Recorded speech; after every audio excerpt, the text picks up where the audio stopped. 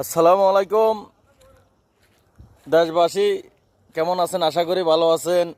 আমরা বাপ ছেলে মসজিদে যাইতেছি আজকে। দেখেন, কিছু কইবি নি রে?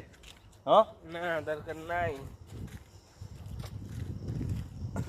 দেখেন আমরা বাবা ছেলের ভিডিও, অনেকে অনেক রকমের কথা কন। তো আজকে গোস্ত কাটতে কাটতে দেরি হয়ে যায়। আর গেছে শুক্রবারও মসজিদে যাই নই, এর আগে শুক্রবারও যাই নই। রাতে 4টা বাজে উড়িয়ে রে দোকানে যাই রে কাজ করি। তো আইরে গোস্ত কাটতে কাটতে আবার শরীর ক্লান্ত হয়ে যায়। আজকে আরও তো ফোন করি কয় দে, মানে কি গা গোসল দিয়ে আগে দিয়ে রেডি হয়ে লইতাম, মসজিদে যাইতাম। তখন গোসল করছি, গোসল করিয়ে রে আরও তো দেয় দরজার সামনে খাড়াই রয়েছে মসজিদে যাইবার লাই। আমরা বাপ হতে যাইতেছি, কার কাছে কেমন লাগতেছে